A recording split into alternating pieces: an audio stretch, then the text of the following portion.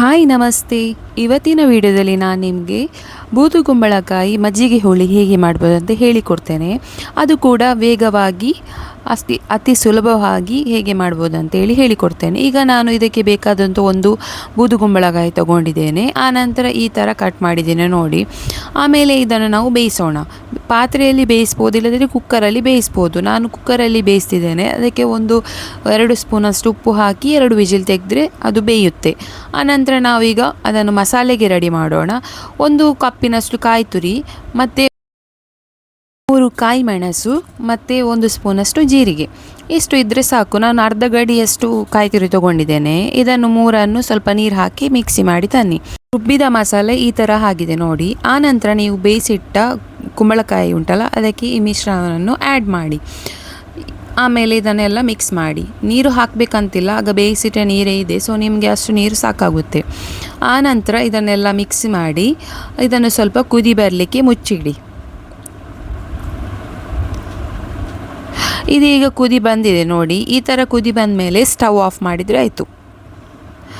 ಆನಂತರ ನೀವು 2 ಕಪ್ಪಿನಷ್ಟು ಇದಕ್ಕೆ ಮೊಸರು ಇಲ್ಲದಿದ್ದರೆ ಮಜ್ಜಿಗೆಯನ್ನು ಆ್ಯಡ್ ಮಾಡಿ. ಸ್ಟವ್ ಆಫ್ ಮಾಡಿ ಇಲ್ಲದಿದ್ದರೆ ಒಡೆಯುತ್ತೆ ಅದು. ಆಮೇಲೆ ನೀವು ಒಂದು ಒಗ್ಗರಣೆ ಕೊಡೋಣ. ಇದಕ್ಕೆ ಚಂದದ ಒಗ್ಗರಣೆ ಕೊಟ್ಟರೆ ಚೆನ್ನಾಗಿರುತ್ತೆ. ನಾನು ಇದಕ್ಕೆ 1 ಸ್ಪೂನಷ್ಟು ಸಾಸಿವೆ, 3 ಜಜ್ಜಿದಂಥ ಬೆಳ್ಳುಳ್ಳಿ, ಮತ್ತು ಕರಿಬೇವು ಸೊಪ್ಪು, ಮತ್ತು ಒಣಮೆಣಸು, ಇಷ್ಟು ಇದ್ದರೆ ಸಾಕು.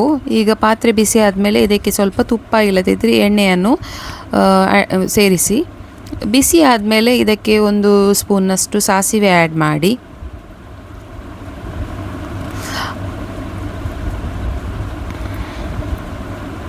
ಆನಂತರ ನೀವು ತೆಗೆದಿಟ್ಟಂತಹ ಬೆಳ್ಳುಳ್ಳಿ ಉಂಟಲ್ಲ, ಅದನ್ನು ಇದಕ್ಕೆ ಆ್ಯಡ್ ಮಾಡಿ.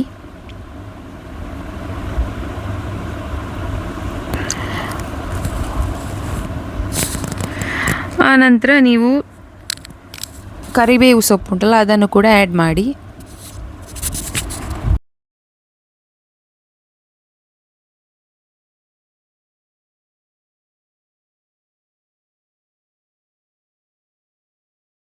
ಒಗ್ಗರಣೆ ರೆಡಿ ಆಯಿತು.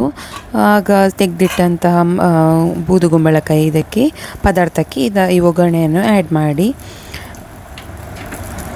ಈಗ ರುಚಿಯಾದಂಥ ಬೂದುಗುಂಬಳಕಾಯಿ ಹುಳಿ ಸಾರು ರೆಡಿ. ಮುಂದೆ ಈ ಥರದ ವಿಡಿಯೋ ಜೊತೆಗೆ ಇನ್ನೊಮ್ಮೆ ಸಿಗೋಣ. ಅಲ್ಲಿ ತನಕ ಬಾಯ್. ಹಾಗೂ ನನ್ನ ಚಾನಲನ್ನು ಸಬ್ಸ್ಕ್ರೈಬ್ ಮಾಡಲಿಕ್ಕೆ ಮರೆಯಬೇಡಿ.